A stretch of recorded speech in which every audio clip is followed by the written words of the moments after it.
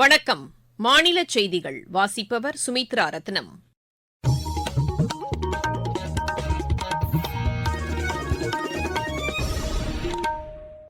தலைப்புச் செய்திகள். Paris Olympic துப்பாக்கிச் சுடும் போட்டியில் இந்தியாவின் ஸ்வப்னில் குசேல் வெண்கலப் பதக்கம் வென்றார். பேரிடர் மேலாண்மை சட்டத்திருத்த மசோதா இன்று மக்களவையில் தாக்கல் செய்யப்பட்டது. ரயில் விபத்துகளை தவிர்ப்பதற்கு தேவையான அனைத்து நடவடிக்கைகளும் மேற்கொள்ளப்பட்டுள்ளதாக மத்திய அரசு தெரிவித்துள்ளது. தமிழக அரசின் தகைசால் தமிழர் விருது திரு குமரி அனந்தனுக்கு அறிவிக்கப்பட்டுள்ளது. இலங்கை கடற்படையினரின் ரோந்து படகு மோதியதில் உயிரிழந்த மீனவரின் குடும்பத்தினருக்கு 10 லட்சம் ரூபாய் நிதியுதவி வழங்கப்படும் என்று தமிழக அரசு அறிவித்துள்ளது. இனி விரிவான செய்திகள். பாரிஸ் ஒலிம்பிக் துப்பாக்கிச் சுடும் போட்டியில் இந்தியாவின் ஸ்வப்னில் குசேல் வெண்கலப் பதக்கம் வென்றார். ஆடவர் 50 மீட்டர் பிரிவில் அவர் இப்பதக்கத்தை கைப்பற்றினார். And does so. So Swapnil Kasale and the Indian supporters going crazy, waving the flag. Standing ovation for this amazing athlete who's taken a bronze medal here in this Olympic 50-meter rifle free position men's final. 451.4. இப்பிரிவில் பதக்கம் வெல்லும் முதல் இந்தியர் என்ற பெருமையையும் அவர் பெற்றுள்ளார். இப்போட்டியில் வெண்கலப் பதக்கம் வென்ற ஸ்வப்னில் குசேலுக்கு குடியரசுத் தலைவர் திருமதி திரௌபதி முர்மு, பிரதமர் திரு நரேந்திர மோடி உள்ளிட்டோர் வாழ்த்துக்களை தெரிவித்துள்ளனர். ஒலிம்பிக் துப்பாக்கிச் சுடும் போட்டியில் இந்தியா 3 பதக்கங்களை வெல்வது இதுவே முதல் முறையாகும் என்றும், வெண்கலப் பதக்கம் வென்ற ஸ்வப்னில் குசேல் மேலும் பல சாதனைகளை படைக்க வாழ்த்துவதாகவும் குடியரசுத் தலைவர் கூறியுள்ளார். பிரதமர் விடுத்துள்ள செய்தியில் ஸ்வப்னில் குசேலின் சாதனையைக் கண்டு நாட்டு மக்கள் அனைவரும் மகிழ்ச்சியடைந்திருப்பதாக குறிப்பிட்டுள்ளார். மத்திய இணையமைச்சர் திரு எல் முருகனும் ஸ்வப்னில் குசேலின் சாதனைகள் தொடர வாழ்த்துவதாக குறிப்பிட்டுள்ளார். பேரிடர் மேலாண்மை சட்டத்திருத்த மசோதா இன்று மக்களவையில் தாக்கல் செய்யப்பட்டது. உள்துறை இணையமைச்சர் திரு நித்யானந்த் ராய் இதனை தாக்கல் செய்தார். தேசிய மற்றும் மாநில பேரிடர் மேலாண்மை ஆணையங்களின் செயல்பாடுகளை மேலும் வலுப்படுத்துவதற்கான அம்சங்கள் இந்த மசோதாவில் இடம்பெற்றுள்ளன. ரயில் விபத்துகளை தவிர்ப்பதற்கு தேவையான அனைத்து நடவடிக்கைகளும் மேற்கொள்ளப்பட்டுள்ளதாக ரயில்வே அமைச்சர் திரு அஸ்வினி வைஷ்ணவ் கூறியுள்ளார். இன்று மக்களவையில் ரயில்வே துறை மானிய கோரிக்கை மீதான விவாதத்திற்கு பதிலளித்து அவர் பேசினார். மத்தியில் பிஜேபி தலைமையிலான அரசு பொறுப்பேற்ற பின்னர் ரயில் விபத்துகளின் எண்ணிக்கை வெகுவாக குறைந்துள்ளதாகவும் அவர் கூறினார். காங்கிரஸ் தலைமையிலான ஐக்கிய முற்போக்கு கூட்டணி ஆட்சிக் காலத்தில் வருடத்திற்கு 171 என்ற எண்ணிக்கையில் இருந்த ரயில் விபத்துகள் தற்போது சராசரியாக 68ஆக குறைந்துள்ளது என்று அவர் குறிப்பிட்டார். பாதுகாப்பான ரயில் பயணத்திற்காக நடப்பு நிதியாண்டில் 1,08,000 கோடி ரூபாய் நிதி ஒதுக்கீடு செய்யப்பட்டிருப்பதாகவும் அவர் கூறினார். கடந்த 10 ஆண்டுகளில் ரயில்வே துறையில் 5 லட்சத்திற்கும் மேற்பட்ட பணியிடங்கள் பூர்த்தி செய்யப்பட்டிருப்பதாகவும் அவர் தெரிவித்தார். ரயில்வே ஊழியர்கள் நலனுக்காக செயல்படுத்திய திட்டங்களையும் திரு அஸ்வினி வைஷ்ணவ் பட்டியலிட்டார். சர்வதேச அரங்கில் இந்தியாவின் நன்மதிப்பு அதிகரித்து வருவதாக மத்திய கலாச்சாரத்துறை அமைச்சர் திரு கஜேந்திர சிங் ஷெகாவத் கூறியுள்ளார். இன்று புதுதில்லியில் மாநில அருங்காட்சியக மாநாட்டை தொடங்கி வைத்து அவர் பேசினார்.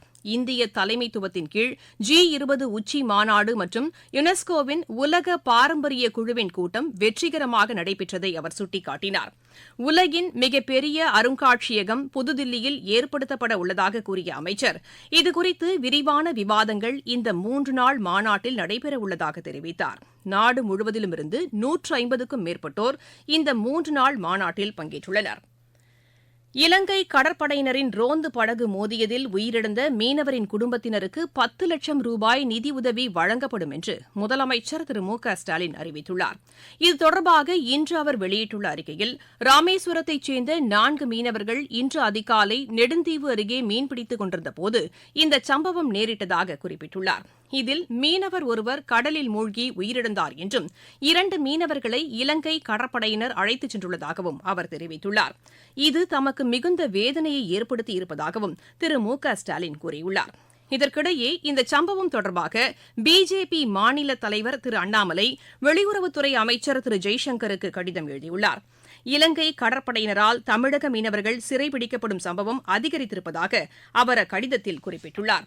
இப்பிரச்சினையில் மத்திய அரசு உடனடியாக தலையிட்டு உரிய நடவடிக்கைகளை மேற்கொள்ள வேண்டும் என்றும் திரு அண்ணாமலை வலியுறுத்தியுள்ளார். இந்நிலையில் இந்த சம்பவம் தொடர்பாக புதுதில்லியில் உள்ள இலங்கை தூதரை அழைத்து மத்திய அரசு கடும் கண்டனத்தை பதிவு செய்துள்ளது.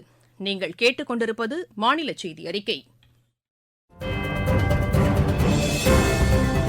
புதிய குற்றவியல் சட்டங்களின் சிறப்பு அம்சங்கள் ஒரு குற்ற வழக்கின் விசாரணை முடிவடைந்த 45 நாட்களுக்குள் தீர்ப்பு வழங்கப்பட வேண்டும். பாதிக்கப்பட்டவர்கள் காவல் நிலையத்திற்கு செல்லாமலேயே வழக்கை பதிவு செய்யும் வசதி. மின்னணு முதல் தகவல் அறிக்கை வழங்குதல். விசாரணை முதல் நீதிமன்ற தீர்ப்பு வரை அனைத்து நடவடிக்கைகளும் கணினிமயமாக்கல். காவல்துறையின் தேடுதல் நடவடிக்கைகள் முழுமையாக வீடியோ பதிவு செய்யப்படுவது கட்டாயமாக்கப்பட்டுள்ளது.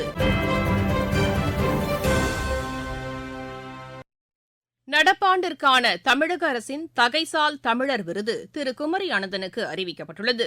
இளம் வயதிலேயே பொது வாழ்க்கையில் ஈடுபட்டு சட்டப்பேரவை உறுப்பினராகவும் நாடாளுமன்ற உறுப்பினராகவும் இலக்கிய செல்வராகவும் எவரோடும் பகை கொள்ளாத பண்பாட்டு செம்மலாகவும் விளங்கும் திரு குமரி அனந்தனை பெருமைப்படுத்தும் வகையில் இந்த விருது வழங்கப்படுவதாக மாநில அரசின் செய்திக்குறிப்பு தெரிவிக்கிறது.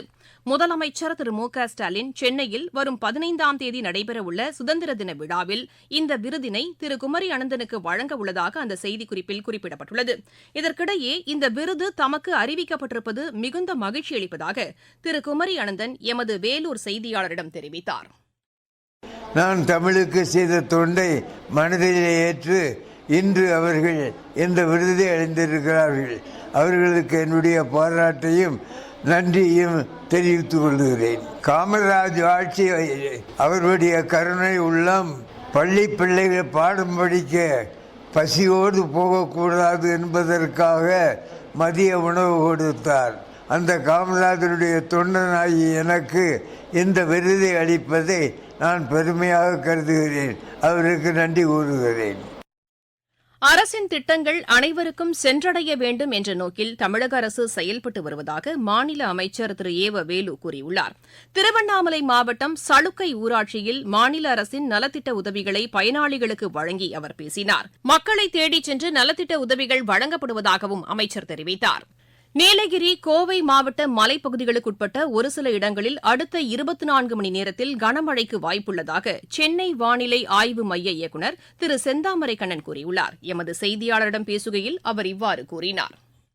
தமிழகம், புதுவை மற்றும் காரைக்கால் பகுதிகளில் அடுத்த 24 மணி நேரத்தில் ஒரு சில இடங்களிலும் 2 மற்றும் 3ஆம் தேதிகளில் ஓரிரு இடங்களிலும் இடி மின்னலுடன் கூடிய லேசானது முதல் மிதமான வரை மழைக்கு வாய்ப்புள்ளது. கனமழையை பொறுத்தவரை அடுத்த 24 மணி நேரத்தில் நீலகிரி மற்றும் கோவை மாவட்ட மலைப்பகுதிகளில் ஓரிரு இடங்களில் கனமழைக்கு வாய்ப்புள்ளது. மீனவர்களுக்கான எச்சரிக்கையை பொறுத்தவரை அடுத்த 5 நாட்களுக்கு குமரி கடல் பகுதிகள், மன்னார் வளைகுடா பகுதிகள் மற்றும் அதனை ஒட்டிய தென் தமிழக கடலோர பகுதிகளிலும், மத்திய மேற்கு வங்கக்கடல் பகுதிகள் மற்றும் வடக்கு மற்றும் தெற்கு வங்கக்கடல் பகுதிகளிலும், மத்திய அரபிக்கடல் பகுதிகள் மற்றும் கேரள கர்நாடக கடலோர பகுதிகள் மற்றும் தென்கிழக்கு அரபிக்கடல் பகுதிகளிலும் சூறாவளி காற்று வீச வாய்ப்புள்ளதால் மேற்கண்ட நாட்களில் மீனவர்கள் இப்பகுதிகளுக்கு செல்ல வேண்டாம் என்று அறிவுறுத்தப்படுகிறார்கள்.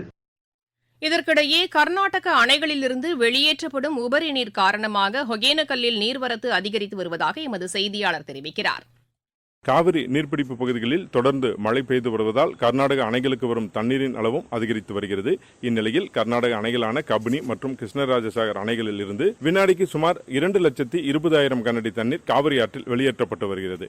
இந்நிலையில் ஒகேனக்கல் காவிரி ஆற்றில் இன்று நண்பகல் வாக்கில் வினாடிக்கு 1,90,000 கனஅடியாக தண்ணீர் வரத்து அதிகரித்துள்ளது. தொடர்ந்து ஒகேனக்கல் பகுதிகளில் வெள்ளப்பெருக்கு ஏற்பட்டுள்ளதால் தாழ்வான பகுதிகளில் வசிப்போர் பாதுகாப்பான இடங்களுக்கு செல்லுமாறு மாவட்ட நிர்வாகம் தொடர்ந்து அறிவுறுத்தி வருகிறது. கண்காணிப்பு பணிகளில் காவல்துறையினர், தீயணைப்பு வீரர்கள், ஊர்காவல் படையினர் மற்றும் வனத்துறையினர் ஈடுபடுத்தப்பட்டுள்ளனர். தருமபுரியில் இருந்து மா தண்டபாணி. மாவட்டச் செய்திகள். கோவை மாவட்டம் வால்பாறையில் மண் சரிவு ஏற்படுவதற்கான வாய்ப்புள்ள பகுதிகளில் ஆய்வு மேற்கொண்டு நடவடிக்கை எடுக்கப்பட்டு வருவதாக ஆட்சியர் திரு கிரந்திகுமார் பாடி கூறியுள்ளார். வேலூர் அரசு மருத்துவமனையில் கடத்தப்பட்ட பச்சிளங்குழந்தையை காவல்துறையினர் பாதுகாப்பாக மீட்டனர். துபாய், சிங்கப்பூர், இலங்கை ஆகிய நாடுகளிலிருந்து சென்னைக்கு கடத்தி வரப்பட்ட 8 கோடி ரூபாய் மதிப்பிலான தங்கத்தை அதிகாரிகள் பறிமுதல் செய்தனர். மேட்டுப்பாளையம், குன்னூர் இடையிலான மலை ரயில் போக்குவரத்து மண் சரிவு காரணமாக இன்று ரத்து செய்யப்பட்டது. மீண்டும் தலைப்புச் செய்திகள். பாரிஸ் ஒலிம்பிக் துப்பாக்கிச் சுடும் போட்டியில் இந்தியாவின் ஸ்வப்னில் குசேல் வெண்கலப் பதக்கம் வென்றார். பேரிடர் மேலாண்மை சட்ட திருத்த மசோதா இன்று மக்களவையில் தாக்கல் செய்யப்பட்டது. ரயில் விபத்துகளை தவிர்ப்பதற்கு தேவையான அனைத்து நடவடிக்கைகளும் மேற்கொள்ளப்பட்டுள்ளதாக மத்திய அரசு தெரிவித்துள்ளது. தமிழக அரசின் தகைசால் தமிழர் விருது திரு குமரி அனந்தனுக்கு அறிவிக்கப்பட்டுள்ளது. இலங்கை கடற்படையினரின் ரோந்து படகு மோதியதில் உயிரிழந்த மீனவரின் குடும்பத்தினருக்கு 10 லட்சம் ரூபாய் நிதியுதவி வழங்கப்படும் என்று தமிழக அரசு அறிவித்துள்ளது. செய்தியறிக்கை நிறைவடைகிறது.